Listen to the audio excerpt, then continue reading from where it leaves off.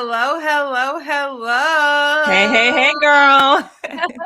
Welcome, everyone, to RareMaven, the podcast live self-love edition. I am your host, Kareemah Muhammad with RareMaven Media, and I'm here with the fabulous Glenda Lezeau. We're going to get Hello. into it. Yes, so... Oh my gosh, so many things in store. First of all, happy belated love day. We're going to call it. It's just been such a great month and time because we're talking about this topic of self-love, and it's been popping up this month. Like it's like no other versus like years prior to this. And I just wanted to introduce you all to Glenda Lezeau because she's actually been on the show before. Yes. Yes, for mental health. So she's now doing a pivot where she's expanding the brand. Yes.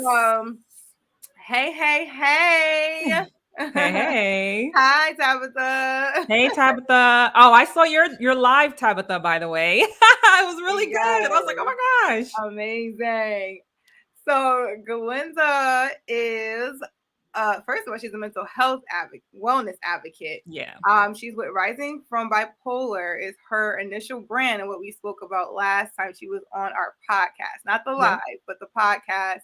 Yeah. And she's written a book, Letters to My Bipolar Self, and actually her new brand as a self-love coach under Glenda Lezeau is actually focusing on these letters that she actually wrote that are in the book. And it's an expansion of what she said. So, she is a speaker, she speaks, she does workshops. Mentally Rejuvenate Me is one of them. Yes. And it's wonderful. She is also author, she's on podcasts, and I'm just delighted to have her a part of this podcast today because I want her to share her steps to self-love in addition to doing these letters and what it means for Black women.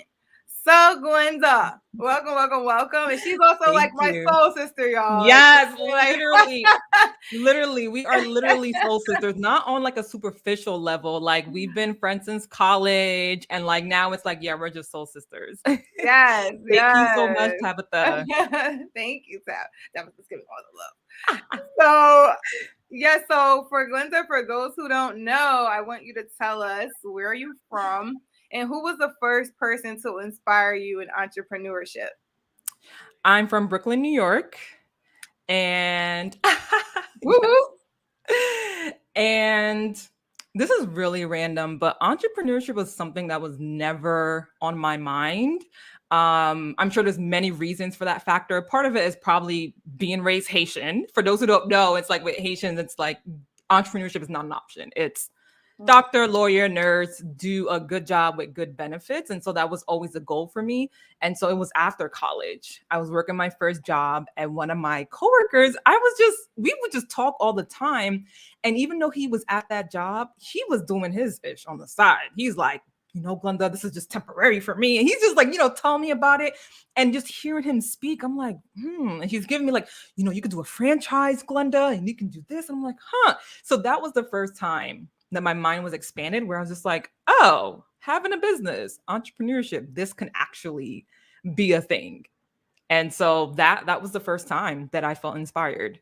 All right. Awesome. I love that. So it was more of like a connection to someone within your peer circle. Exactly. Yeah. A lot of times we hear like it was sometimes family, or maybe certain like other celebrities or things that we've seen. No. So that's really cool that you got to like kind of see that within like your peer circle. Exactly. Yeah. All right. Exactly. And I want to know, so we talk about how you are now a self-love coach, right? Mm-hmm. Speak to us on what that entails and what was your eureka moment? Like what made you do that pivot into doing self-love coaching? Yeah. So I'm going to answer that question by giving a little bit of history so that y'all can understand where it came from. But really, it started in 2011. 2011 was when I had a psychotic breakdown. And everything shifted in my life after that. And so that psychotic breakdown led to me being hospitalized. And being hospitalized really opened my eyes to a lot of things.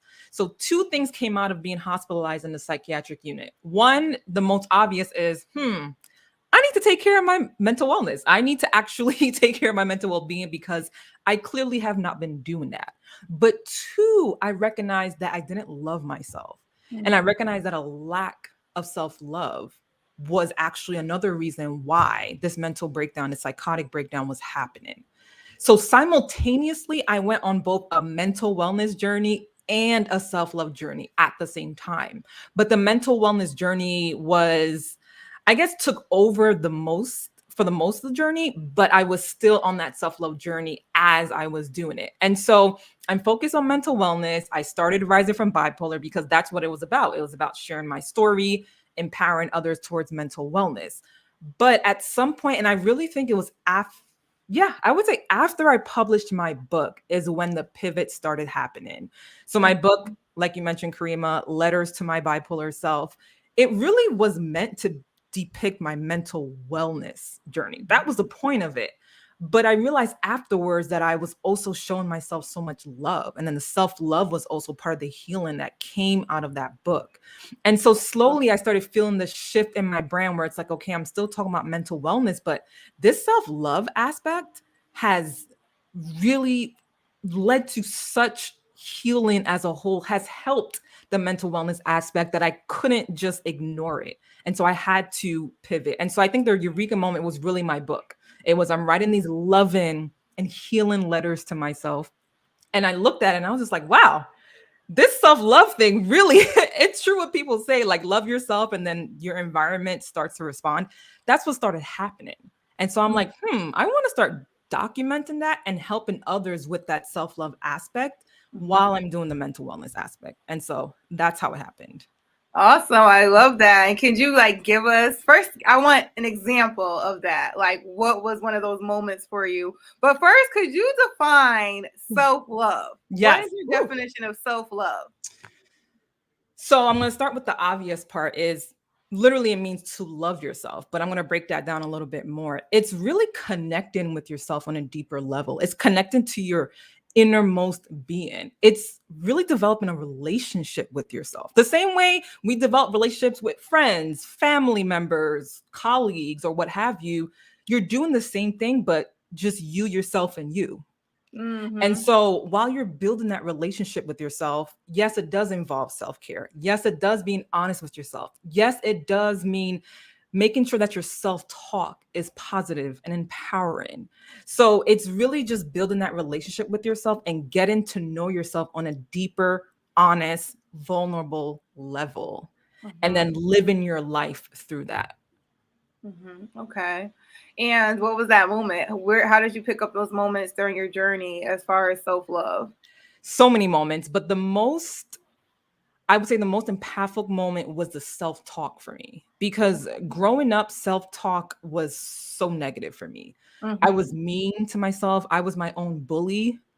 Like I mentioned earlier, I barely liked myself, let alone love myself. So I'll give you an example. Growing up, I used to literally, my mind would be filled with, you know what, Glenda, like, what's wrong with you? You're just like too stupid, or you're too ugly. Like, no one's ever gonna like you. No one's ever gonna date you. Like, that's how I spoke to myself. And that's traumatic when we speak to ourselves in that way. And so the biggest shift that happened was I started speaking to myself in such a loving way. Now it's like I'm even using terms of endearment. Now, even when I do mess up or something goes wrong, it's okay, sweetheart, Glenda, you'll do it again. Or I know you're feeling depressed right now, but that's okay. Like the voice in my head is just more soothing and it's softer and it's more loving. And it's almost like the same way you would love a baby or a child. I'm literally able to speak to myself not only when needed, but it comes automatic at this point now. It's just how Yes. it's just So how it that was is. the same. She spoke to herself the same way. Yes, good. So you know what self-love is. Yeah. It's that Yeah. self-talk. So like break that down. Like what was that process? Like what really switched for you to say, I want to start no, I don't believe this about myself. Like was it like some type of like workshop? Like was it like something that was like, you read? Like Yeah. what was that for you? So it started with that psychotic breakdown. I had that aha moment in the hospital, and I'm like, wait a minute, that self-talk is so unhealthy. So it started there. At first, I didn't know what I was doing, to be honest, because I was Mhm. just like, I don't know how to love myself. So I just kind of went on the journey blindly. And I don't know. I feel like I don't know exactly what fully shifted it. I think I just kept going on the journey and kept listening and paying attention to triggers, paying attention to, okay, why am I having a depressed state? Or what's going on in my mind? Or what are the words that are going on in my mind? Just paying attention to myself. So it Mm. wasn't really a workshop or a book per se. It was just more so being in relationship with myself, dating myself, Mm. doing things that are uncomfortable, Mm. going to therapy, Mm. reading books on just self-development, finding ways to just nourish my soul, my spirit, and also trying new things to figure out, well, who is Glenda? What does she like? What does she enjoy doing? What Mhm. feeds my spirit? And Mm. it was just a lot of trial and error in some ways, to be honest. Beautiful. I know we Yeah. have right here, Tabitha says, and I think the West Indian culture doesn't provide a safe space or even a culture of positive talk thinking Yeah. either. So you can't really learn in that family space either. Yeah, yeah. Yeah. And then that's partially because their parents did the same thing, right? So it's Mm-hmm. like it's just generational because it's like I don't even think they even realize it. They're not even conscious of it. It's Mm-hmm. subconsciously happening. Then you raise your kids like that. Then their kids raise their kids like that, and it just keeps going. Yeah. And also for me, it was bigger than that. I think it really stemmed from being bullied in school. And so I Mm. internalized being bullied. And in internalizing being bullied, I automatically was like, well, Glenda, if you're being bullied, then something's definitely wrong with you. Yeah. That's Yeah. how I internalized. And I think that's really for me, that was the part that really led to me not barely liking myself because Mm. of what I was experiencing with my peers. I think that was Mm. the biggest aspect too. Okay. So it played on your subconscious over Literally. time. And I Yeah. So it believed was it. like, yeah, yeah. So it Mhm. wasn't until that moment where you had that breakdown where you had to now Exactly. question yourself, like, where is this stemming from? You know? Exactly. So I know, like, I definitely have had those moments. Like, you're like, why do I even believe this? Like, how old am I? When did I get these things that happen? So it's Right. like you said, being very in tune with yourself, you know? Right. And I think being still is really great, you Right. know, and then like you said, dating yourself, like really just starting to treat yourself great, you know, Yep. and maybe it might feel uncomfortable, but Yeah, of it gets course. you into that way of life. Of So course. awesome, awesome. I also want to know, what are like some misconceptions about self-love?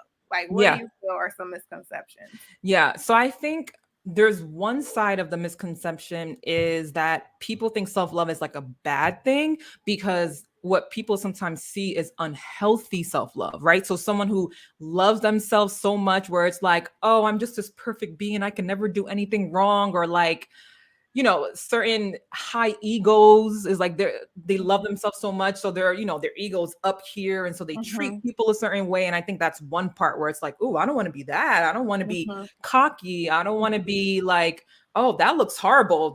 Oh, you love yourself. I don't mm-hmm. want that, right? But that's the Yeah, unhealthy self-love. yeah, yeah. The second aspect is I think people sometimes think it's that simple as, okay, I'm just gonna go ahead and take a bath for self-care and bam, I love myself. Mm-hmm, It's one aspect of it, but mm-hmm.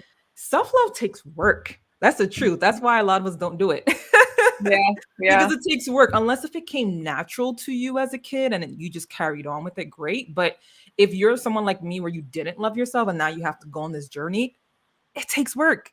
Mm-hmm. It's uncomfortable, like you mentioned in the beginning. It's like you go places alone and you're like, oh my gosh, and those thoughts come in, but you have to almost recreate and reprogram your subconscious mind and pretty much unlearn and learn how to love yourself.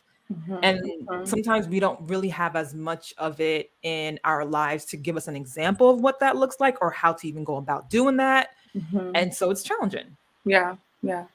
I love that. I love that. I love the fact Thank that you. you differentiated it Yeah. between self-care. Can you like let us know like how self-care fits in to the Of equation? course, of course.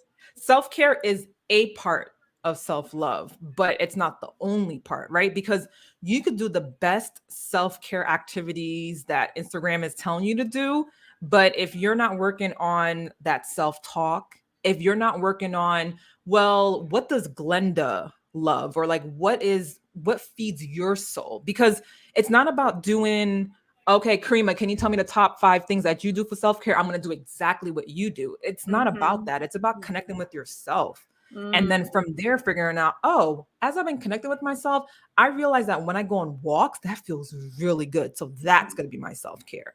So Mhm. you have to create that self-care based on the relationship that you're building with yourself, based on what you've been learning about yourself. Don't be Mm. focused on what Beyonce does for her self-care. I mean, you Yeah. can still look for that for inspiration, but only take bits and pieces based on what you know about yourself. So they need to I work together. put it together, right? Yeah. Put it together. I love that. I feel Yeah. like it just adds so much clarity and also depth to Yep. it, because it's like it's more of like what's unique to you, like what's Right. signature to you. Right. And just like I'm thinking right now, just as like, things happen in childhood that may have been horrible, some things Mhm. happen in the form of some childhood that we actually enjoy, that brought us that joy and true, like, Exactly. contentment, I would Exactly. say. And those are some of those, ways you could tap into what do I truly enjoy? What's really fun about what I do, what I love Exactly. and enjoy doing? So it's Exactly. like great that you're saying to tailor it to who we Oh are yeah. as unique beings, You you have know? to, because there is no right or wrong to self-care unless if it feels bad to you. That's when it's wrong. Like Mm-hmm. for example, like I love being in water. I can't swim, but I still love being in water. I see on it mirror looking at it. I'll go in. I ain't going too deep because I'm not living on the edge or anything, but Yeah. I love the way that feels to be in a pool, to be on a beach, in the water. Like I really do love doing that.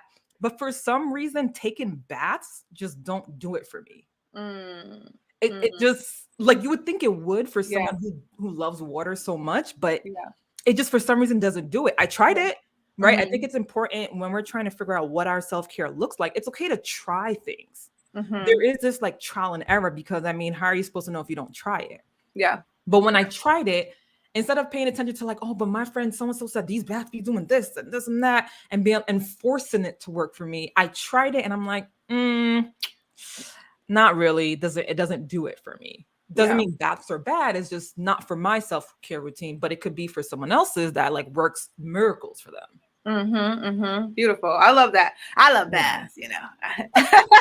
And that's great. I think baths are amazing. If Yeah. it works for you, the concept of it is great, because See, if that's an you have a example tub, right there. exactly. Whatever It's floats your boat. No pun intended. Well, whatever floats your boat.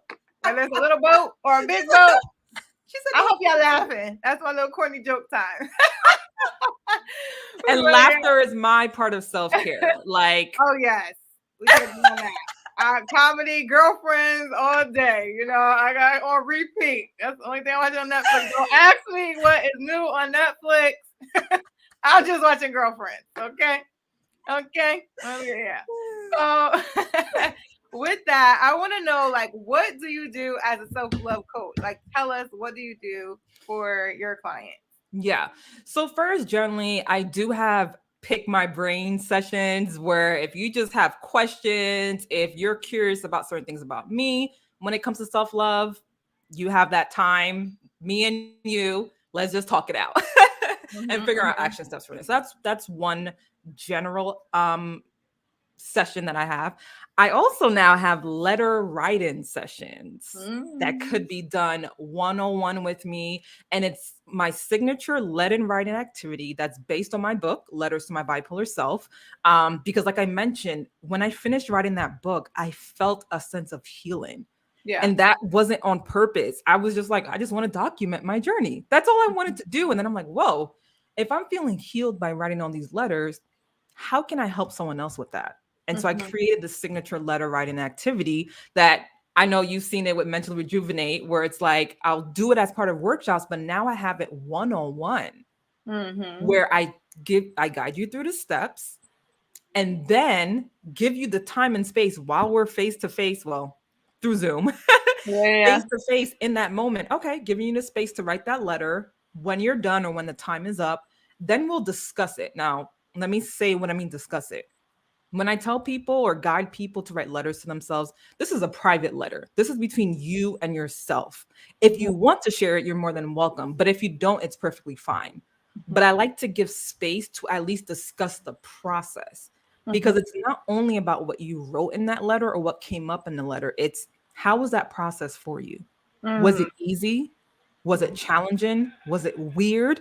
Because the process, the way it feels to you, says a lot to me on where you're at with your self-love journey, or what season you're in with self-love. Because if it's challenging, then that says a lot to me too. So I have these one-on-one letter writing sessions. I had the pick my brain sessions. The mentally rejuvenate workshop is transferring over as well. It's part of both brands because I just can't get rid of it. Yes, I absolutely adore it. It's not going nowhere. Yeah, so mentally rejuvenate is still there, and speaking engagements. So Okay, yeah. awesome. So I love that you mentioned the love letter. So Yes. I want to know, so we're in the season, or let's say the month of love, the love month. So what would you say are like 3 valuable tips to writing a self-love letter to yourself? Yeah. First valuable tip is, it's a loving letter to yourself. So you have to make sure the tone is loving, even if you're writing about something negative, even if you're writing about something that you did that wasn't right or that was wrong. You're still writing this as if you're writing to a loved one. This is a loving letter to yourself. So the tone should be a loving and empowering tone, despite whatever it is that you're going through or whatever it is that you're writing about. One. Two, there's a part that I mentioned at the end. So pretty much what I do, I tell participants to kind of just write about whatever it is that's bothering you or going on. It depends on what I'm catering it to. At the end, I always recommend to end the letter with something empowering that you could say to yourself. So even though it's like you're going through whatever it is you're going through, to pause and be like, okay, is there anything positive, empowering, loving that I could say to myself, encouraging that I could say to myself? And that part is probably the biggest part, because that's what's going to keep you going. And the third aspect is to use terms of endearment. Again, that might be weird because we're so used to using it to loved ones, a spouse, a partner, strangers sometimes. Yes, sweetheart, no problem, right? Yeah. But we don't tend to use it to ourselves. And there's something so loving and powerful and so impactful with using terms of endearment when we're saying it to ourselves. And so that aspect of it to include in the letter. Woo! I love that. Snap, snap, snap, snap. I hope you wrote that down, ladies. That, I mean, like you said, that's some work now. I ain't gonna lie, that's only some work because you talked about the power. You talked about the intention, how you come into it, making sure that your mind is open to really be that caring to yourself and be that compassionate to yourself as well. Exactly. And then just using these words, so it could be a toughie, but it's definitely worth it. I love that fact of like saying something powerful, something that kind of could keep you going even after you finish writing the letter. So is it something that people should take with them, like, or have as like a reminder, something on their wall? You have a vision board, but you have like now your love letter. Like, what would you say would be like a great thing to do with it? Yeah, it's up to the person. What I'd recommend is, so if this is just something that you're trying to do one time, you can just write it in any notebook that you have, or if you want to write it on a separate piece of paper, it's up to you how you want to do it. But put either the notebook or the piece of paper somewhere where it's easy to access it. So it's like, it can't be something where it's like, where's that letter I wrote with Glenda? And your throat, your whole room looks like, I don't know, something came and was like, man, what happened in this room? Because you can't find the letter. Yeah. Like, put it somewhere where you can easily access it. Because what I have found for myself is, because the letter is just so powerful, sometimes something comes up and it could be months later. And you're like, wait, didn't I write a letter about this? And you're like, oh, snap, I wrote a letter about this. And you read it and then you're reminded and you see them, oh, the same thing has happened. Oh, something similar. Oh, yeah, that's what I told myself. Because you'll be surprised how you don't fully remember the full letter. So just put it somewhere where you can see it. If the empowering message was so empowering to you, where it's like, whoa, this needs to be my life motto for like the next month or two, then yeah, I have a little Post-it wall over here If you want to get a Post-it, write on a Post-it, put it on a wall, put it on a dresser. Or if you want to write it on a dry erase board or write it somewhere where you can see it daily, then yeah, sure, you could do that. But Okay. again, it's tailored to the person. Okay. Awesome. Awesome. All right. I hope everyone wrote that down. I think that is a great tactic. I'm going to be trying it out too. And I wanted to know if anyone in the audience has any questions at this point for Glenda. You can feel free to like put it in. We can answer some more while we get into the next part of the show. But if you have any questions right now for her about self-love, about these letters, like feel free to let us know. All right. So while the questions come in, I'm going to go get my book because I'm sure it's going to make an appearance. Yes.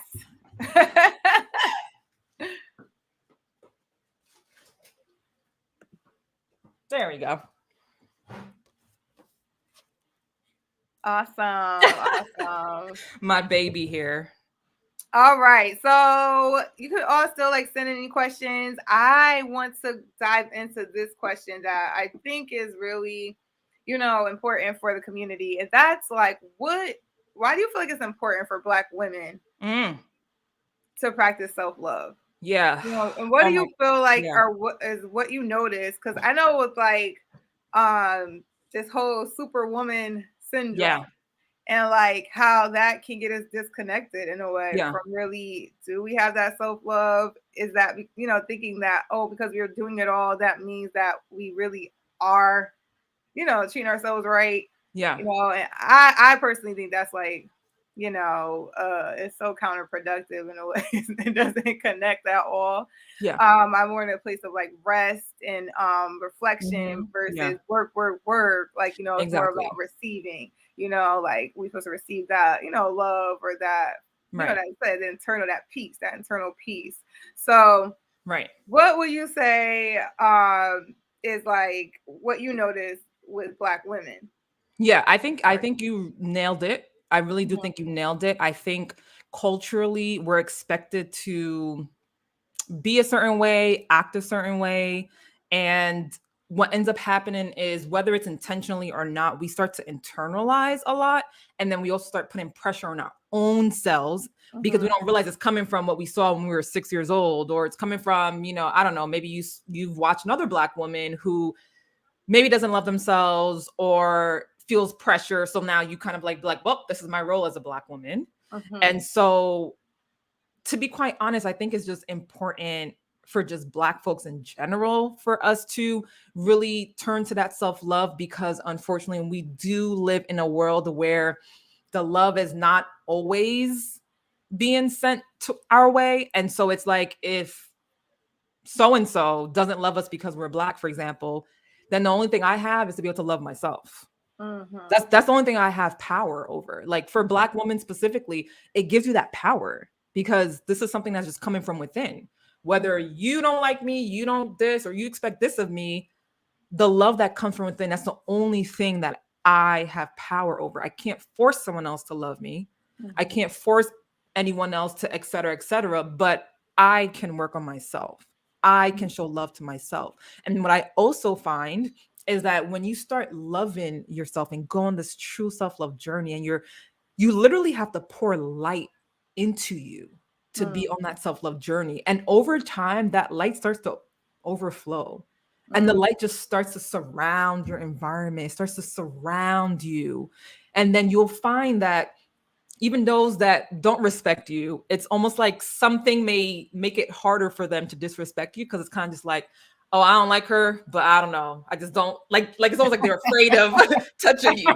They don't even know why. I'm going to stay over here. Even though I want to go, but I ain't going to go over there because. Right. Exactly. No feedback. Literally, because it's like part of self-love is boundaries. And people start picking up on that. And I'm actually going to give an example with you, Kareemah, actually, because guys, this is not planned. She don't know what I'm about to say. It's a good thing, though. It's a good thing. I think I'm like, what's up there? It's a good thing. It's about that boundaries aspect. Again, I went on this self-love journey because I had to do it for myself. All these benefits, all these things I'm realizing right now, it wasn't the plan. It's just happened. I'm like, oh snap, that's that self-love. So speaking of boundaries, when I talk about once you start having the boundaries for yourself, people start noticing. I remember Kareemah, I think this was when you were booking me for what was it called again? Your Moria's event, Love Thyself. Love Thyself. Okay. Yeah. And you called me in advance. Nothing, no flyer was out, nothing yet. And you're like, hey, Glenda, so I have a great opportunity. I want you to do a workshop for this thing. I have my client. And you're like, I'm telling you right now, because I know you, Glenda. Like, I know you got to save that date in advance, because I know I can't be coming to you last minute talking about this miss, because I know, Glenda, you and your self-care. So I just want to make sure you're good for this date. All right, cool. Nothing's out yet. Don't share nothing yet. I just have to call you.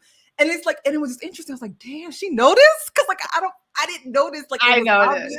But it's interesting, like the way you react. I was like, damn, like I be setting the self boundaries and like people, and it's not just with you. Other people say things, and I'm like, damn, is that obvious? Like I didn't even notice. I wasn't doing it on purpose.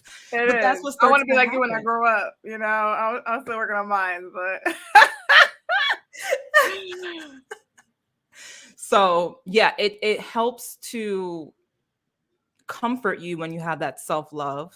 And then I do believe you can then attract love into your life once you're activating that self-love within. Oh, I like that. Hold on. Hold that, because we might have to do a little twist. But Tabitha says she loves the letters. She randomly writes letters to herself in her journal, and it's so heartwarming to read them 1 year or 6 months later. It gives me hugs, the hugs and affirmations I never received growing up. I love that. Love that message, right? Yeah, and honestly, Tabitha, kudos to you. First of all, can we just take a moment? Like, kudos to you for getting to that space and being like, yo, I didn't receive this growing up, so guess who needs to? Okay, I got to give it to myself, because there is power. Oh, let me. Y'all not ready? Oh man, I'm about to start preaching. Hold on, it's about to be a session. The thing is, and love is important in general. Like we all crave that love from like family, friends, from others from the outside.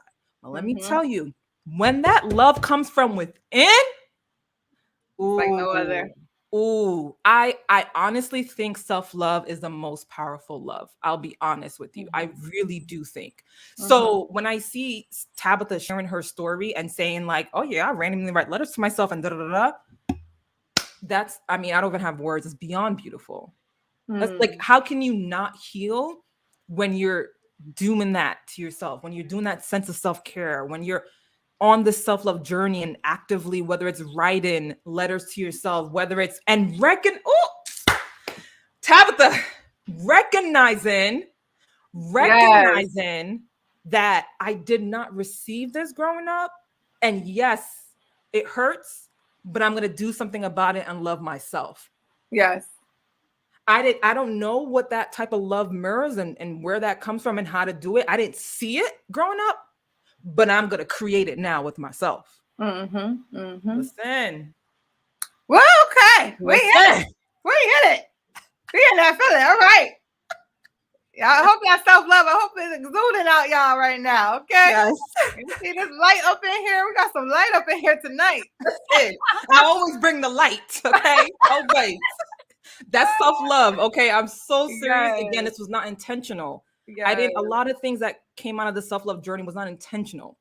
But it's as I'm moving, I'm like, damn, there is a light. Because it's like when, again, people would say things like, Glenda, like, again, Kareemah, I'm giving you another example. This is why Kareemah is my soul sister, because she just be out here just like, I don't even know how to even explain it to words. She just be putting me on. She just be like, you gotta be part of this. She just be speaking life to me. It's so beautiful. And I so appreciate you, girl. I really do. But when Tabitha's cracking up, listen, we self-care, honey, you gotta laugh. Yes. But when we did the Exhale event, and what you told me, Kareemah, till this day, you're like, because this was a hybrid event for those of you who didn't know about it. It's a hybrid event that, you know, is the first annual New Year's Eve for Black Women Wellness. So dope, Kareemah, that you did that. And I did a workshop virtually, kind of like how I'm talking to y'all right now, but Kareemah was on site. So it was a mixture. Some folks on Zoom, some folks on site. Kareemah afterwards, she was like, Glenda. Yes, Kimberly. Light yes, light attracts light. Yes. This is what I'm talking about. There we go. That's it. That's it right there. Take that screenshot. That was it right there. Light a trash light. That's it. Right. The show's over. The show's over. But yes, Kareemah, after exhale, you were like, Glenda, I'm telling you, something came over that room when you did your workshop. And this was my first time doing a hybrid event. I was like, what you mean something came? And you're like, Glenda, something came over. Just, you got to trust me. I was like, I do trust you. I'm not questioning it. But I'm just like, well, damn. Like, I'm just like, geez, like that's the light. The work that I've done for 10 years. It's that light is able to get through the screen. And I'm like, damn, that's powerful. That's powerful. It is. Oh, getting chills right now, you know. I didn't think I was to take it over here, you know. I'm like thinking I got one more little question. And we're getting a light with the light. Listen. Loving, stepping into who we are, owning it. You know, we got like type of thing, untouchable. You know, we untouchables out here. Let me, I don't know, you saying all this is triggering something, not in a bad way, actually. Maybe triggering was the wrong word. Activating something. Yes, activating. Igniting. With the light. Igniting. Yes. Igniting. Yes. Okay, Ryder. I see you. Igniting. Yes. When you asked me the question, why do Black women, or, you know, well, I know it wasn't your question, but like pretty much, what are the benefits of Black women going on a self-love journey? Here's the other benefit. You go on that journey and then you have the light that's been pouring within you and you are loving yourself. You now get to empower other Black women. You are now able to speak life into other Black women because of what you overcame, because of the love that's within you. So this self-love journey, it's not just, oh, I'm doing it for me. It's for all of us. Yes. All y'all coming with me. I mean, if you want to. If you don't, you can chill. I don't know. Hey, not everybody wants it. Back to the boat. Right. What's it got? Back to the boat. You're either coming on the boat or you're staying on the shore. Okay. Let's get some visuals up in here. But oh, Glenda, I am loving this. Well, you know, all great things come into transition. We're gonna say that transition. Yes. I thank you. No, thank you. Thank you. Phenomenal. So I want to wrap up. First, I want to let our viewers know that, you know, to bring in this light, bring it on in. RareMaven Media, to share the love and spread the love this month, are going to offer one lucky attendee 50% off on Glenda's coaching. We're going to sponsor it. Yes. Oh my gosh! Yay! Yes. So what you can do is DM us at RareMaven Media, and I want you to send me a term of endearment. Oh, yes. And why you chose that term. Yes. So the first one who does it sends it over to us at Instagram. Let me put it in RareMaven Media. You got it. You got the 50% off. Yay! Yes. All right. And that's what I wanted to say before wrapping. Cool. But Glenda, one last question. So we are in this time of love. Yes. I want to know, for the season, you know, what. Oh, thank you. Yes. Thank you. Friday. Thank you. So I want to know. Wait, do I know Friday? Yes, you do. Deletion. Okay. I'm like, name's familiar. Friday. Okay. I don't know that's Hey. Yes. Extraordinaire. Yes. All right. So I want to know, what is your rise, shine, and grind song? And we could say, like, for loving, for love, for self-love. What is a song that can get you in that self-love kind of mood? Yeah. So to be quite honest, and I know I'm not answering the question right, but I'm just gonna answer it what works for me. Okay. One song, but I have a genre. So I've you know, told y'all a little bit about where I'm from. You know, I'm Haitian, y'all. That's like, so important. Thank Oh, thank you, my love, Friday. you. Thank you. And really, it's just for me, it's compa music. It's not a particular song. It's just I put on that compa and I'm like, woo! Yeah, literally. Like I know literally. about that. Like it literally, I mean, there's even been times that this is gonna sound really silly. I'll be in a depressed state, like sit in the bed, like I just can't move. Like, what is life? And I'll put a compa song on. I'm like, and I really don't feel like moving. But guess what? I still stand up. I'm not dancing the way I usually do, but I'll be like this. Like not moving. You're like, what's going on with Glenda? But I can't help but to move. That's how much like compa literally heals me. And so compa, like I was saying, is a genre of Haitian music. And so it's for me, it's the whole genre.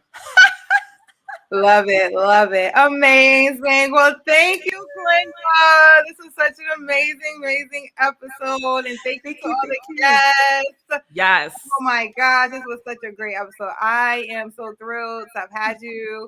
And I hope this is of value for everyone listening Yes, me too. and watching.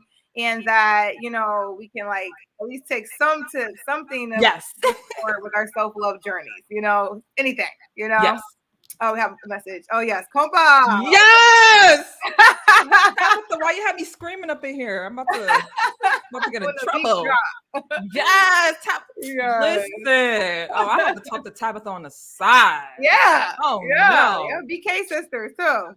Yeah, she sealed the deal. I mean, she was already sealing the deal throughout, you know, the whole. Well, actually, she sealed the deal from the episode that I watched with her. Yeah. But I mean, damn, this is it. This is a try. This is a vibe. Love it. All right. And I also want to say a special shout out to some of my folks who tuned in. You know, I can't see who's here, but like, thank you for those who like tuned in. I sent you a link and you're here. I know for sure my sister's here, so shout out to my sister who I love so dearly. My sister's literally hello.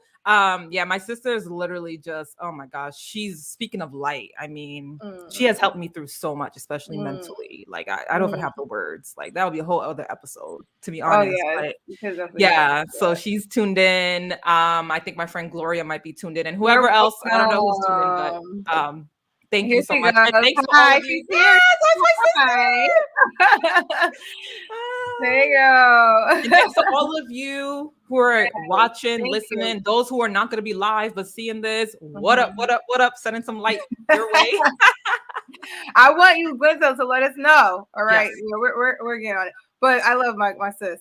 But I want you to let us know how we can now hear more about all that you do. Yes, all that you're bringing, the light that you're bringing. The light.